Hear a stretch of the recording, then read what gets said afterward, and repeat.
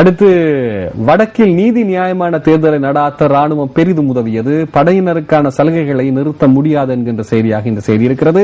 மத்திய மாகாண சபையின் தலைவர் மஹிந்த அபயகோன் பிரதி தலைவராக தெரிவு, ரத்நாயக்க தெரிவு என்கின்ற செய்தியாக இருக்கிறது. இந்திய பிரதி அமைச்சர்கள் இன்று சத்திய பிரமாணம் என்ற செய்தியாக மன்னிக்க வேண்டும், புதிய பிரதி அமைச்சர்கள் இன்று சத்திய பிரமாணம் என்று செய்தியாக இருக்கின்றது. அடுத்து வாக்குச்சீட்டுகள் கண்டெடுக்கப்பட்ட வழக்கு உச்ச நீதிமன்றத்துக்கு மாற்றம். ஹைகோர்ட் மட்டும் வந்துட்டா. புத்தளம் மாவட்டத்தில் அண்மையில் கண்டுபிடிக்கப்பட்ட புல்லடியிடப்பட்ட வாக்கு சீட்டுகள் தொடர்பான நேற்றைய தினம் புத்தளம் மாவட்ட நீதிமன்றம் அறிவித்திருந்த இந்த வழக்கை தொடர்ந்து முன்னெடுக்க முடியாத நிலை காணப்படுகிறது, அதற்கான தேவை காணப்படவில்லை என்று. ஹட்சல்ல ஏமாற்றப்பட்டோர் எழுத்து மூலம் அறிவியுங்கள் என்ற செய்தியை அமைச்சர் ஃபௌசி கேட்டிருக்கிறார். இவர் தொடர்ச்சியாக ஹஜ் பற்றிய விடயங்கள் அதிகம் பேசுகிறவர். தலவாக்கலையில் தீ விபத்து, 4 கடைகள் எரிந்து நாசம் என்கின்ற செய்தி இருக்கிறது. காரில் சென்றவர்கள் மீது சூடு, சாரதி ஸ்தலத்தில் பலி, ஏனையோர் தப்பியோட்டம், கொழும்பில் சம்பவம். அக்கறை பெற்ற கொழும்பு பஸ் சேவை சாரதி நடத்துனர் மீது தாக்குதல், பயணிகள் வேறு பஸ்ஸில் அனுப்பப்பட்டனர் என்கின்ற செய்தியாக இருக்கின்றது. நவராத்திரியின் 6ஆம் நாள் இன்று என்கின்ற செய்தியும், இலங்கை இந்திய மீனவர் பிரச்சனையை மீனவர்களை பேசி தீர்க்க வேண்டும் என்ற ஆசிரியர் தலையங்கமும், சுந்தரியினுடைய கார்ட்டூன், சஜித் கரூர் அணியின் பேச்சுவார்த்தை ஒத்திவைக்கப்பட்டதாமே, இது நடந்தாலும் பயனுள்ள பேச்சாக இருக்காது மாமோய் என்று சுந்தரி சொல்லுகின்ற கருத்தாகவும் இருக்கிறது. சுந்தரிக்கு இப்போது பல விஷயம் சரியா தெரியுது, நாங்கள் யோசிக்க வேண்டும். அடுத்து இன்றைய தினம் யாழ் தினக்குரல் பத்திரிகையுடைய செய்திகள். விக்னேஸ்வரனுக்கு புதுடில்லி அழைப்பு, யாழ் நகரில் பணியை ஆரம்பித்தார். கூட்டமைப்பு உறுப்பினர்கள் வெள்ளிக்கிழமை பதவியேற்பு, அதாவது நாளை. கூட்டமைப்பின் அமைச்சர்கள் யார் என்ற புகைப்படத்தினுடான செய்தி இருக்கிறது, நீங்கள் பார்த்துக் கொள்ளலாம். இங்கே அவைத்தலைவர் CVK சிவஞானமன் நினைக்கிறேன், பிரதி அவைத்தலைவர் ஆண்டனி, கல்வி அமைச்சர் குருகுலராஜா, விவசாய அமைச்சர் ஐங்கரநேசன், சுகாதார அமைச்சர் சத்தியலிங்கம், உள்ளூராட்சி அமைச்சர் டெனீஸ்வரன் ஆகியோர் தான் இந்த முகத்திலே நீங்க பார்க்கக்கூடிய இவர்கள் தான் அவர்கள். அடுத்து மக்கள் ஆணைக்கு கொழும்பு மதிப்பளிக்க வேண்டியது அவசியம். நியூ இந்தியன் எக்ஸ்பிரஸ் பத்திரிகையினுடைய ஆசிரியர் தலையங்கம். இவை இன்றைய தினம் யாழ் தினக்குரல் பத்திரிகையினுடைய செய்திகளாக இருக்கின்றது. அடுத்து நாங்கள் பார்ப்போம் சிங்கள பத்திரிகையினுடைய செய்திகள். அத பத்திரிகையிலே எப்படியான செய்தி ஒன்று இருக்கிறது. மத்திய பலாத் சபாபதி தோராகனீம ரஹஸ்டந்தேக்கின் ஆண்டு பக்ஷய நூலென் பேரை රජයේ යෝජනාවට ඡන්ද 29යි එක්සත් ජාතික පක්ෂයේ යෝජනාවට ඡන්ද 27 என்று இருக்கின்றது. மிகப்பெரிய ஒரு வெற்றியை பெற்றிருந்தார்கள் ஐக்கிய மக்கள் தேசிய சுதந்திர கூட்டமைப்பினர்.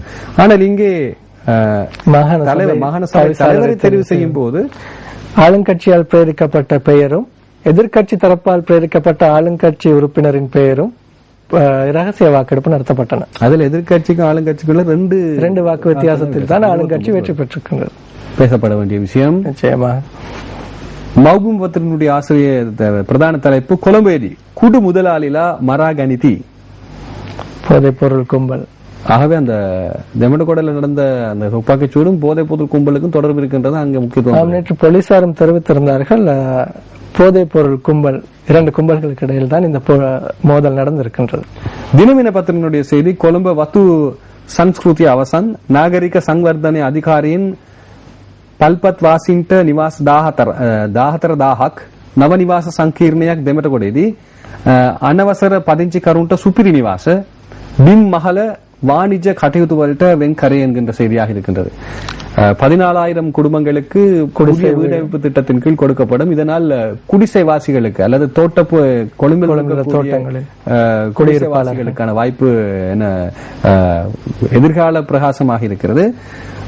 புதிய வீடமைப்பு தொகுதி தெமடகொடையில், அதாவது இதுவரைக்கும் சட்டபூர்வமற்ற முறையில் இருப்பவர்களுக்கும் சுப்பிரி நிவாசம், அப்படி என்றால் சொகுசான வீடு இருக்கிறது என்று கீழ் தட்டுக்கள் எல்லாம் விற்பனை வர்த்தக நடவடிக்கைகளுக்காக வழங்கப்படும்.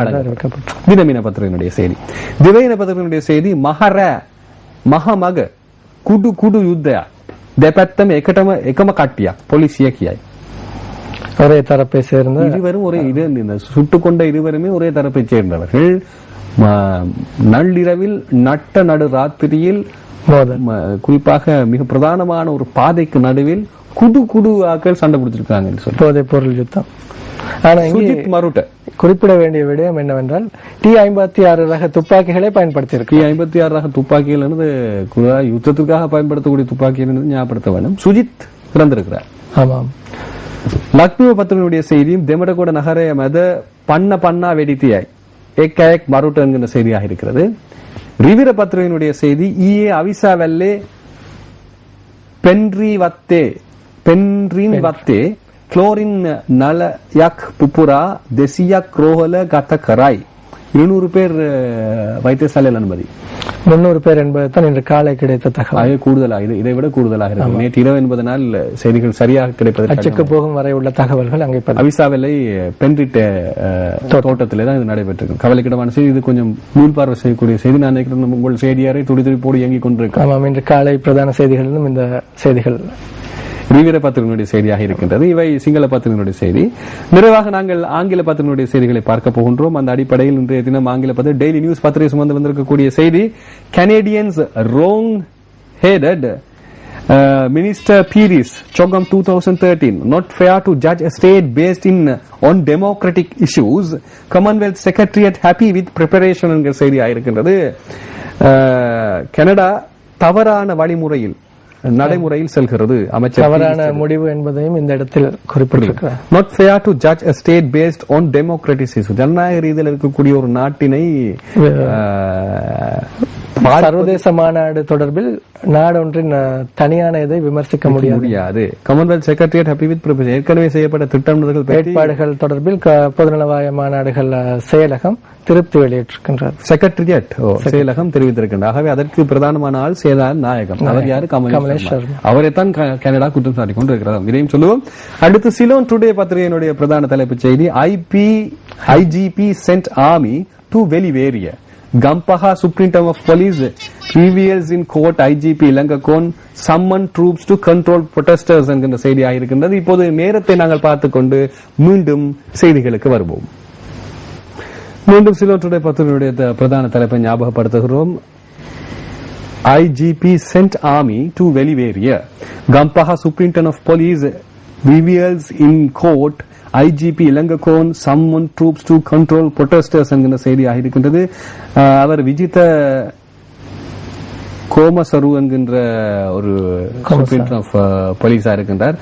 துணிந்து போய் அவர் சொல்லியிருக்கிறார். அதாவது நேற்றைய தினம் நீதிமன்ற விசாரணைகளின் போது கம்பஹா மாவட்ட நீதிமன்றம் கம்பஹா போலீஸ் அத்தியட்சகர் அவர் விசாரணைக்காக அழைக்கப்பட்டிருந்த போதுதான் அவர் இந்த கருத்தை தெரிவித்திருக்கிறார். இன்ஸ்பெக்டர் ஜெனரல் ஆஃப் போலீஸ் தான் இதை அனுப்பியிருக்கிறார். குடிநீருக்காக ரத்துப்பசோலில் இடம்பெற்ற வெளிவேறிய பகுதியில் இடம்பெற்ற ஆர்ப்பாட்டத்தின் போது அதனை கட்டுப்படுத்துவதற்கு ராணுவத்தினரை அழைப்பதற்காக போலீஸ் மாதிபரை கோரிக்கை விடுத்திருப்பதாக அவர் நேற்றைய தினம் சாட்சியம் அளித்திருக்கின்றார். ஒரு திருப்பு முனையா இருக்க போது இந்த வழக்கு இல்லையா? நிச்சயமாக இது தொடர்ந்து சர்வதேச ரீதியாகவும் இது தொடர்பாக அவதானம் செலுத்தப்பட்டிருக்கின்றது. அடுத்து நாங்கள் பார்ப்போம் டெய்லி மிரர் பத்திரிகையினுடைய பிரதான தலைப்புச் செய்தி, Lanka dismayed by Canada's boycott. Canada totally isolated all others with us. No country has rights to judge others. We are dismayed by Canada's attitude. They are using democratic issue to determine their approach to the Chogam. நீங்கள் ஏற்கனவே பார்த்த செய்திதான். இது பீரிஸ் அவர்கள் கனடாவினுடைய பகிஷ்கரிப்பு பற்றிய விஷயம். இது daily mirror பத்திரிகையுடைய அனைத்து பத்திரிகைகளிலும் அந்த செய்தி வெளியாக தி ஐலண்ட் பத்திரிகையுடைய செய்தியாக இன்னும் ஒரு செய்தியாக regulator tells Ceylon Electricity Board don't burden consumers with Norochcholai losses. அதாவது நுரைச்சோலையால் ஏற்படுத்தப்பட்ட அதிகப்படியான செலவுகளை மக்களுக்கு திணிக்க வேண்டாம் என்று ரெகுலேட்டர் சொல்லப்பட்டிருக்கு. Okay, then consumers with Norochcholai losses இதுக்கு முன்னர் அது திணிக்கப்பட்டிருக்கிறதா? மின்சாரம் தொடர்பில் பல்வேறு சர்ச்சைகள் நாட்டில் கடந்த காலங்களில் தோன்றிக் கொண்டுதான் இருக்கிறது. ஆமா, இவை இன்றைய தினம் வெளிவந்திருக்கும் பத்திரிகைகளுடைய செய்திகள். ரசூல், நன்றி. பத்திரிகை செய்திகளோடு நீங்கள் எங்களுக்கு எக்கச்சக்கமான விடயங்களை தந்திருந்தீர்கள். நன்றிகள் கூறிக்கொள்கிறோம். மீண்டும் இன்னொரு பிரஸ் ரிலீஸில் உங்களை சந்திப்பதற்கு நாங்கள் காத்திருக்கிறோம். நன்றி கஜமோகன். நன்றி. மீண்டும் நாளைய தினம் நாங்கள் பிரஸ் ரிலீஸினூடாக உங்களை காண வருவோம். அதற்கு முன்னர் தொடர்ந்து குட் மார்னிங் ஸ்ரீலங்கா முதல் இளைஞர்கள் பட்டாளத்தினூடாக விறுவிறுப்பாக படைக்க காத்திருக்கிறது என்று கூறிக்கொண்டு விடைபெற்று செல்லும் நான் கனிவன்போடு கஜமோகன். வணக்கம் ராசிர்களே, நேர்களே.